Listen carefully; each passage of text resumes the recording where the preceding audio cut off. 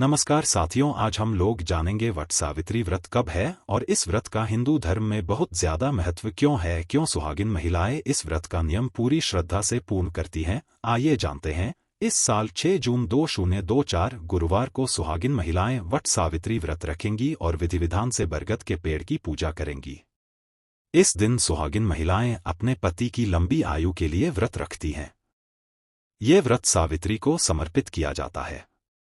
मान्यता है कि ज्येष्ठ माह के कृष्ण पक्ष की अमावस्या तिथि को ही सावित्री ने अपने पति सत्यवान के प्राण यमराज से बचाए थे। तभी से इस दिन वट सावित्री व्रत रखा जाता है। इस दिन व्रत करने से अखंड सौभाग्य की प्राप्ति होती है। विधि विधान से पूजा अर्चना के अलावा इस दिन वट सावित्री व्रत कथा पढ़ना भी आवश्यक है।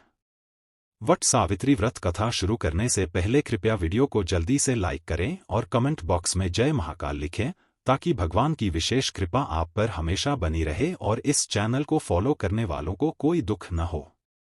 यदि आप चैनल पहली बार आए हैं तो कृपया शिव शक्ति आस्था चैनल को तुरंत सब्सक्राइब करें और बेल आइकन दबाएं, ताकि आपको आने वाले सभी वीडियो के बारे में समय पर जानकारी मिल सके। वट सावित्री व्रत इस प्रकार है। पौराणिक कथा के अनुसार मद्र देश में अश्वपति नाम के धर्मात्मा राजा का राज था।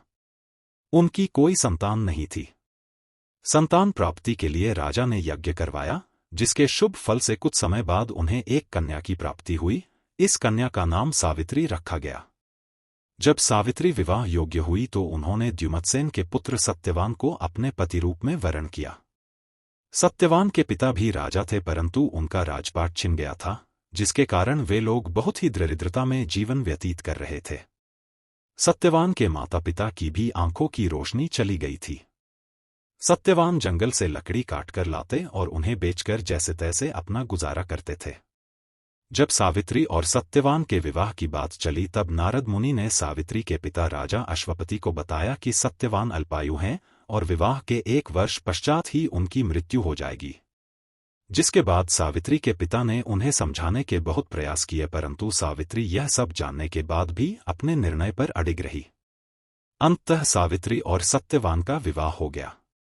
इसके बाद सावित्री सास ससुर और पति की सेवा में लग गई। समय बीतता गया और वह दिन भी आ गया जो नारद मुनि ने सत्यवान की मृत्यु के लिए बताया था। उसी दिन सावित्री भी सत्यवान के साथ वन को गई। वन में सत्यवान लकड़ी काटने के लिए जैसे ही पेड़ पर चढ़ने लगा कि उसके सिर में असहनीय पीड़ा होने लगी। कुछ वह सावित्री की गोद में सिर रखकर लेट गया। कुछ ही समय में उनके समक्ष अनेक दूतों के साथ स्वयं यमराज खड़े हुए थे। यमराज सत्यवान की आत्मा को लेकर दक्षिण दिशा की ओर चलने लगे। पतिव्रता सावित्री भी उनके पीछे चलने लगी। आगे जाकर यमराज ने सावित्री से कहा, हे पतिव्रता नारी, जहां तक मनुष्य साथ दे सकता है तुमने अपने पति का साथ दे दिया, अब तुम लौट जाओ। इस पर सावित्री ने कहा, जहां तक मेरे पति जाएंगे वहां तक मुझे जाना चाहिए।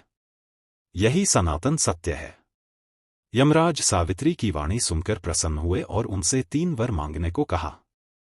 सावित्री ने कहा, मेरे सास ससुर अंधे हैं, उन्हें नेत्र ज्योति दें। यमराज ने तथास्तु कहकर उसे लौट जाने को कहा और आगे बढ़ने लगे, किंतु सावित्री यम के पीछे ही चलती रही।